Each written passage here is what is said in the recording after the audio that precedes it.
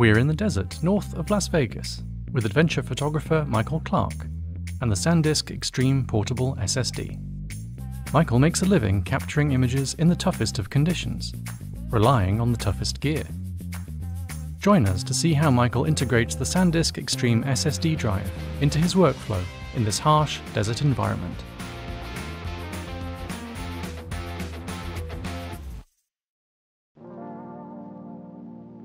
My name is Michael Clark. I'm an adventure sports photographer. I've been working for 25 plus years at this point, whether it's the jungles with severe humidity or -40 up on a 20,000 foot peak.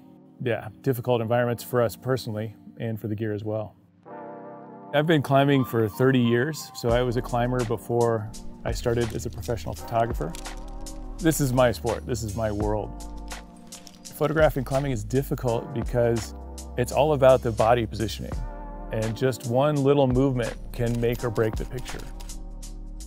So the cameras we're using on this shoot, they're medium format cameras, so they produce a much larger resolution image, but also a much larger image file size.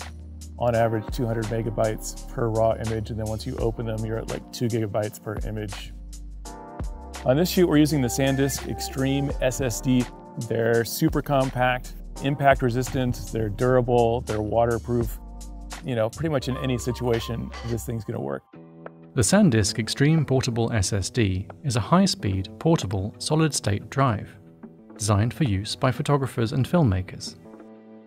With a maximum data write speed of 1050 megabytes per second, files can be transferred over the Type-C USB connection with blazing speed, letting you edit straight from the drive. With capacity of up to 4 terabytes, the SanDisk Extreme Portable SSD can hold hours of video footage and thousands of still images. The SanDisk Extreme Portable SSD is dust and moisture resistant. A silicon shell protects the drive from drops and impact of up to 2 meters. This tiny drive measures only 4 by 2 inches, and a built-in carabiner loop makes it easy to clip on a belt or backpack for quick access. Data is protected via included 256-bit AES hardware encryption, and a 5-year limited warranty provides peace of mind. So now we're gonna pull out the strobes, which we just set up. I've initially started using strobes and big flashes for portraiture.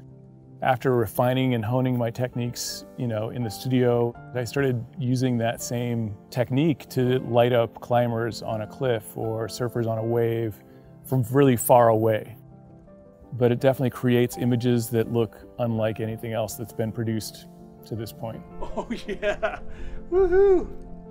Just like the athletes are pushing themselves, I want to make sure I'm pushing the craft so that I'm paying homage to their efforts in their sports.